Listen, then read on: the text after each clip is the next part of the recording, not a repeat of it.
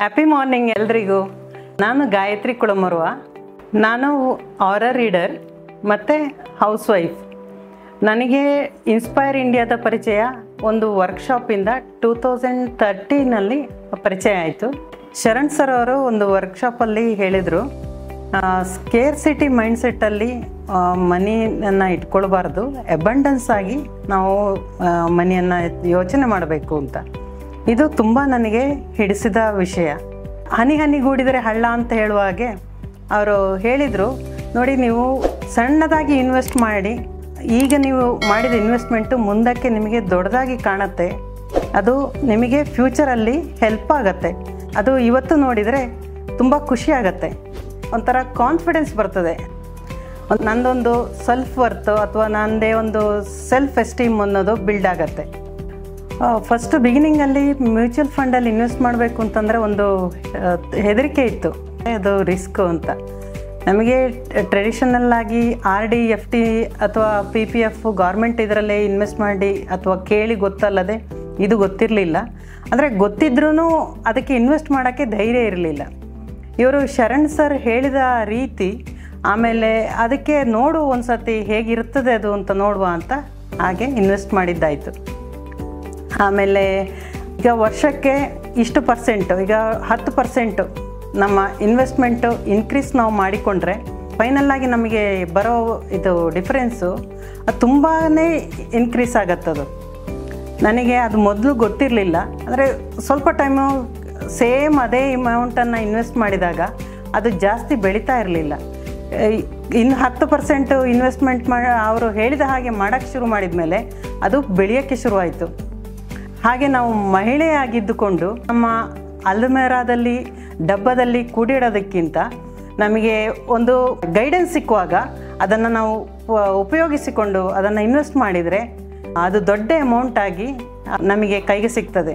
ಅದು ನಮಗೆ ಮಾತ್ರ ಅಲ್ಲ, ನಮ್ಮ ಫ್ಯಾಮಿಲಿಗಿರ್ಬೋದು ಅಥವಾ ನಮ್ಮ ಮಕ್ಕಳ ಎಜುಕೇಷನಿಗಿರ್ಬೋದು ಅಥವಾ ನಮಗೆ ಇನ್ನೇನೋ ಒಂದು ಆರೋಗ್ಯದ ಸಮಸ್ಯೆ ಇರ್ಬೋದು ಅಥವಾ ಬೇರೆ ಇನ್ನೇನಾದರೂ ನಮಗೆ ನಮ್ಮ ಪ್ರಾಪರ್ಟಿ ತೊಗೊಳ್ಬೇಕೋ ಏನೋ ಒಂದು ಅಮೌಂಟ್ ನಮಗೆ ಬೇಕು ಅಂತ ಆದಾಗ ಅದು ನಮಗೆ ಆಪತ್ತು ಬಂದವನ ಹಾಗೆ ಸಿಗ್ತದೆ. ನಮಗೀಗ ಒಂದು ಜಾಗ ತಗೊಳ್ಬೇಕು ಅಂತಂದರೆ ಒಟ್ಟಿಗೆ ಇನ್ವೆಸ್ಟ್ಮೆಂಟ್ ಮಾಡೋಕ್ಕಾಗೋದಿಲ್ಲ. ಆಗ ನಾವು ಹೀಗೆ ಸಣ್ಣ ಸಣ್ಣದಾಗಿ ಇನ್ವೆಸ್ಟ್ ಮಾಡಿತ್ತು ಅಂತಂದರೆ ನಮಗೆ ದೊಡ್ಡದಾಗಿ ಅಮೌಂಟ್ ಆಗಿ ಸಿಗ್ತದೆ. ಆಗ ನಮಗೆ ಲೋನ್ ಮಾಡೋದು ಕೆಲಸವು ತಪ್ತದೆ. ನಮಗೆ ಒಂದು ಬೆನಿಫಿಟ್ಟು ಅಂತ ಹೇಳ್ಬೋದು. ಇನ್ಸ್ಪೈರ್ನವರು ಇದನ್ನೆಲ್ಲ ನನಗೆ ಹೇಳಿಕೊಟ್ಟೋದ್ರಿಂದಾಗಿ ಇದೆಲ್ಲ ಅನುಭವಕ್ಕೆ ಬಂತು. ಇಲ್ಲ ಅಂತಂದಿದ್ರೆ ಇದು ಎಲ್ಲ ಗೊತ್ತಾಗ್ತಾ ಇರಲಿಲ್ಲ. ಪ್ಲಸ್ ನನಗೋಸ್ಕರ ಕೆಲಸ ಮಾಡಬೇಕು, ನಾನು ದುಡ್ಡಿಗೋಸ್ಕರ ಕೆಲಸ ಮಾಡೋದಲ್ಲ ಅನ್ನೋದನ್ನು ಗೊತ್ತಾಯಿತು. ಆಮೇಲೆ ಇನ್ನೊಂದು ವಿಷಯ ಅಂತಂದರೆ, ಈಗ ಇನ್ಸ್ಪೈರ್ ಇಂಡಿಯಾಕ್ಕೆ ಹೋದ್ರೇ ಒಂದು ಆ ವೈಬ್ರೇಷನ್, ಪಾಸಿಟಿವ್ ವೈಬ್ರೇಷನನ್ನು ನಾನು ಎಕ್ಸ್ಪೀರಿಯನ್ಸ್ ಮಾಡಿದೆ.